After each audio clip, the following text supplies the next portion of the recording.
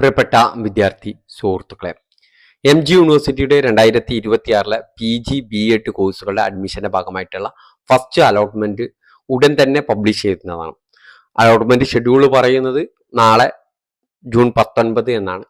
ഡിഗ്രിയുടേത് തലേ ദിവസം പബ്ലിഷ് ചെയ്തുകൊണ്ടാണ് നമ്മൾ റിലീസ്ഡ് സൂൺ എന്ന് പറയാൻ കാരണം. ഈ വർഷത്തെ അഡ്മിഷനിൽ അലോട്ട്മെന്റിൽ പുതിയ മെത്തേഡാണ് അവർ അവലംബിച്ചിട്ടുള്ളത്. ന്യൂ മെത്തേഡ് ഓഫ് അഡ്മിഷൻ ആണ് അവർ അവലംബിച്ചിട്ടുള്ളത്. അപ്പോൾ അത് വിശദമായിട്ട് മനസ്സിലാക്കിയിട്ടായിരിക്കണം നമ്മൾ ഫസ്റ്റ് അലോട്ട്മെന്റിലേക്ക് കടക്കാൻ. അതുകൊണ്ടാണ് ഞാൻ ഈ വീഡിയോയുമായി നിങ്ങളുടെ മുന്നിലെത്തിയത്. ഈ വീഡിയോ ലഭിക്കുന്ന നിങ്ങളുടെ എല്ലാ സുഹൃത്തുക്കളിലേക്കും ഈ വീഡിയോ പാസ് ചെയ്യണം. അവർക്കും ഈ നിർദ്ദേശങ്ങൾ, ഈ കാര്യങ്ങൾ അറിയാൻ വേണ്ടിയിട്ടാണ് ഞാൻ ഈ കാര്യങ്ങൾ നിങ്ങളോട് പറയുന്നത്. ഇത് കൃത്യമായിട്ട് മനസ്സിലാക്കി വെക്കുക. കുറച്ച് ലെങ്ത് ഉള്ള വീഡിയോ ആയിരിക്കും. ഇത് മനസ്സിലാക്കാൻ വേണ്ടിയിട്ടാണ് എന്നുള്ളത് കൂടി മനസ്സിലാക്കി വെക്കുക. അപ്പോൾ ഇത് ഞാൻ ഡിഗ്രിക്ക് ഒരു കുട്ടിക്ക് കിട്ടിയ അലോട്ട്മെന്റിന്റെ അടിസ്ഥാനത്തിലാണ് ഇത് പറയുന്നത്. ഇത് മനസ്സിലാക്കിയിട്ടില്ലേ ഇതിൽ നമ്മളെ കയ്യിൽ മിസ്റ്റേക്ക് വന്നാൽ അപ്പോൾ പുതിയ അഡ്മിഷൻ കിട്ടാൻ നല്ല മാർക്ക് ഉണ്ടായതുകൊണ്ട് മാത്രം കാര്യമില്ല എന്നുള്ളത് മനസ്സിലാക്കി വെക്കാൻ കൂടിയാണ് പറയുന്നത്. നമ്മൾ ഇതിൽ പറയുന്നത് ഫസ്റ്റ് അലോട്ട്മെന്റ് എക്സെപ്റ്റ് മാനേജ്മെന്റ് കോട്ടൊക്കെ 19-ാം തീയതിയാണ് പബ്ലിഷ് ചെയ്യാം.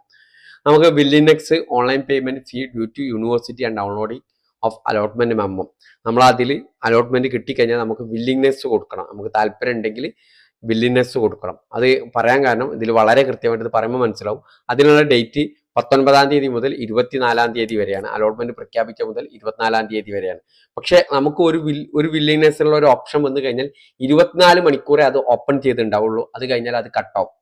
അതിന്റെ അടിസ്ഥാനത്തിൽ കോളേജിൽ അഡ്മിഷൻ എടുക്കേണ്ടത് 19-ാം തീയതി മുതൽ 24-ാം തീയതി വരെയുള്ള സമയത്താണ്. അപ്പോൾ എങ്ങനെയാണ് അതിന്റെ പ്രക്രിയ എന്നുള്ളത് നമുക്കൊന്ന് പോയി നോക്കാവുന്നതാണ്. അപ്പോൾ നിങ്ങൾക്ക് ക്ലിയർ ആയിട്ട് ക്ലാരിറ്റിയോട് കൂടി ആ കാര്യം മനസ്സിലാകും എന്നുള്ളത് കൊണ്ടാണ് ആ കാര്യം പറയുന്നത്. നമുക്കതൊന്ന് നോക്കാവുന്നതാണ്.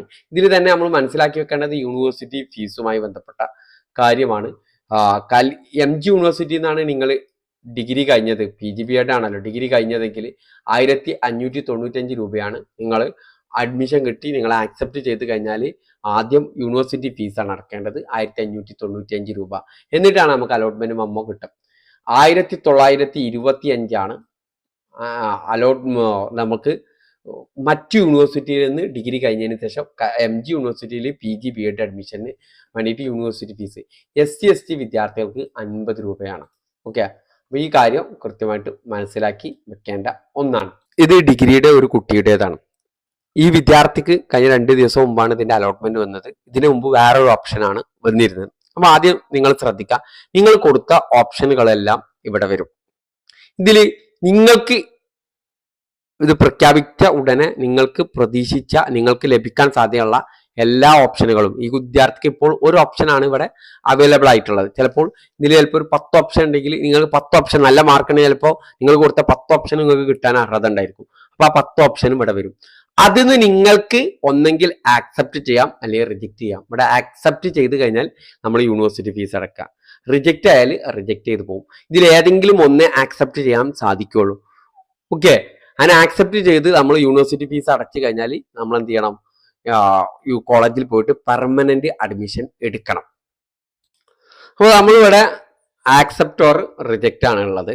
ഇതിൽ നിങ്ങൾക്ക് ചിലപ്പോൾ ഈ വിദ്യാർത്ഥിക്ക് ഒന്നേ ഉള്ളൂ, ചില വിദ്യാർത്ഥിക്ക് 2, 3, 4, 5 നല്ല മാർക്കുള്ള വിദ്യാർത്ഥികളൊക്കെ കൂടുതൽ അവർ കൊടുത്ത എല്ലാ കോളേജും ചിലപ്പോൾ ഇതേപോലെ വരും. അതിലൊന്ന് നിങ്ങൾക്ക് ചൂസ് ചെയ്യാം.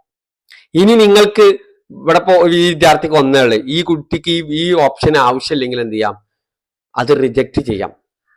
ഓക്കെ, നമുക്ക് സ്വീകരിക്കാതെ നിൽക്കാം. ഇനിയിപ്പോൾ നിങ്ങൾക്ക് വന്നു കഴിഞ്ഞിട്ട് നിങ്ങൾ ഇത് ചെക്ക് ചെയ്ത് നിങ്ങൾ ആക്സെപ്റ്റ് ചെയ്യണോ റിജക്റ്റ് ചെയ്യണോ എന്നിങ്ങനെ കാത്തിരുന്നു. 24 മണിക്കൂർ കഴിഞ്ഞാൽ ഓട്ടോമാറ്റിക് ആയിട്ട് അത് റിജക്റ്റ് ആയി പോകും. 24 അവർ ഇത് വന്ന് 24 hours ആണ് ഇത് ഓപ്പൺ ആയിട്ട് ഉണ്ടായിരിക്കാം. ഓക്കെ, അങ്ങനെ നിങ്ങൾക്ക് ഇനി ലഭിക്കാൻ സാധ്യതയുള്ള കോളേജുകൾ നിങ്ങൾ കൊടുത്തതിൽ 2ാമത്തെ 3 അങ്ങനെ നമ്മൾ കൊടുത്തിട്ടുണ്ടാവല്ലോ, അത് ഇപ്പൊ നിങ്ങൾക്ക് ലഭ്യമല്ലാത്തതുകൊണ്ട് അവിടെ അവൈറ്റിംഗ് വില്ലിങ്നെസ് എന്നാണ് വരിക. അപ്പോ ഇപ്പൊ SCMS college of technology management Muttom ആലുവയിൽ ഇന്റഗ്രേറ്റഡ് ഇന്റഗ്രേറ്റഡ് MCAക്ക് ഈ വിദ്യാർത്ഥിക്ക് ഇപ്പോ ലഭ്യമല്ല. പക്ഷെ ഇപ്പൊ ഒരു കുട്ടിക്ക് അവിടെ അഡ്മിഷൻ ഒക്കെ കൊടുത്തിട്ടുണ്ടാവും. അങ്ങനെ ആ കുട്ടി അവിടെ ക്യാൻസൽ ചെയ്താൽ അടുത്ത ആളിലേക്ക്, അവിടെ ആ വിദ്യാർത്ഥി റിജക്ട് ചെയ്താൽ അടുത്ത ആളിലേക്ക് എന്ത് ചെയ്യും? ഇതേപോലെ പോകും. അങ്ങനെ ചിലപ്പോൾ കുറച്ച് കഴിഞ്ഞാൽ ചിലപ്പോൾ നമുക്ക് ഇതേപോലെ വരും എന്ന് പറഞ്ഞു കഴിഞ്ഞാൽ നമ്മൾ കൊടുത്ത ഓപ്ഷനുകളൊക്കെ അവിടെ വരും. ആ വന്നതിൽ നമുക്ക് ആ സമയത്ത് കിട്ടാൻ ചാൻസ് ഉള്ള ഓപ്ഷൻ അവിടെ കാണും. അത് നമുക്ക് വേണമെന്നുണ്ടെങ്കിൽ ആക്സെപ്റ്റ് ചെയ്യാം, വേണ്ട എന്നുണ്ടെങ്കിൽ റിജക്റ്റ് ചെയ്യാം. കുറച്ച് കഴിഞ്ഞാൽ ഇതേപോലെ കുറെ യൂണിവേഴ്സിറ്റിയിലെ പല വിദ്യാർത്ഥികളും കൊടുത്തിട്ടുണ്ടാവും. അപ്പൊ നമ്മളിപ്പോൾ അവൈറ്റിംഗ് വില്ലിനെസ്, ഇവിടെ ഇപ്പൊ അവൈറ്റിംഗ് വില്ലിനെസ് ആണ് കാണുന്നത്. ആ കോളേജ് അതാണ് നമ്മൾ പ്രതീക്ഷിക്കുന്നതെങ്കിൽ അവിടെ ഇപ്പൊ നിലവിൽ കൊടുത്ത കുട്ടികൾ എന്ത് ചെയ്യാണ്, ഏതെങ്കിലും ആളുകൾ റിജക്ട് ചെയ്തതിൽ 24 hours കഴിഞ്ഞാൽ റിജക്ട് ചെയ്താൽ ചിലപ്പോൾ 24 hours കഴിഞ്ഞാൽ നമുക്ക് അതെന്ത് ചെയ്യും, ഇതേപോലെ ഈ മുകളിൽ കാണുന്നത് പോലെ ഡിപ്പോളിനെ പോലെ ചിലപ്പോൾ SCMS മേലെ കയറി വരും.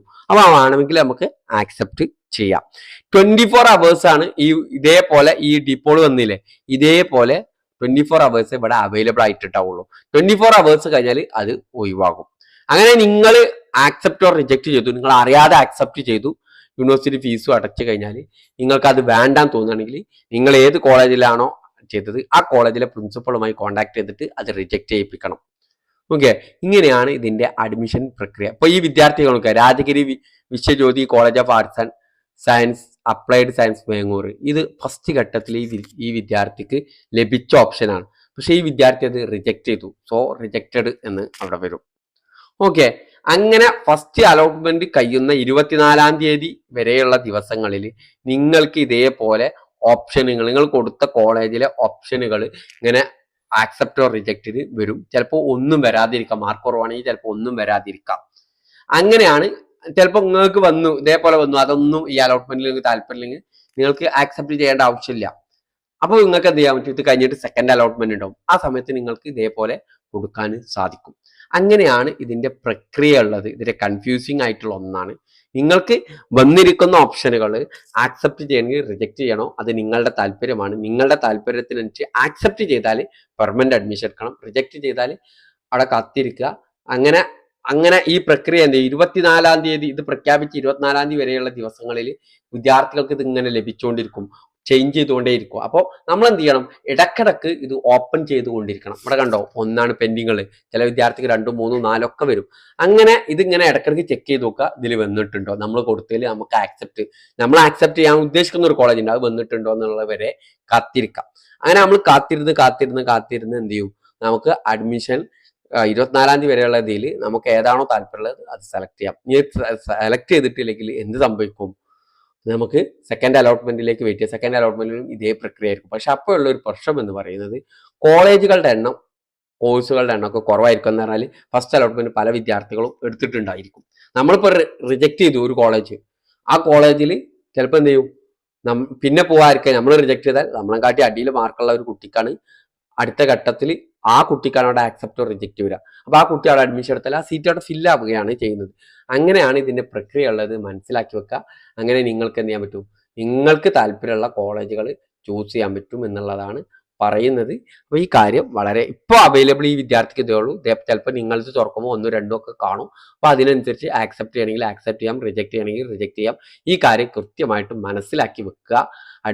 അലോട്ട്മെന്റ് വന്നു കഴിഞ്ഞാൽ ഒന്നുകൂടി ശ്രദ്ധിച്ച് കാര്യങ്ങൾ കൈകാര്യം ചെയ്യുക. ഈ കോളേജിൽ നിന്നൊക്കെ കോള് വരും, പല വിദ്യാർത്ഥികൾ കോള് വന്നുകൊണ്ടിരിക്കുന്നുണ്ട്. അപ്പോൾ ഈ കോളേജ് ഏറ്റൊക്കെ ഒന്ന് വന്നു കഴിഞ്ഞാൽ ആ കോളേജ് ഏറ്റവും ഒന്ന് കോൺടാക്ട് ചെയ്യുക, എന്താണ് ചെയ്യേണ്ടതെന്നൊക്കെ അവർ പറഞ്ഞു തരും. Okay, thank you.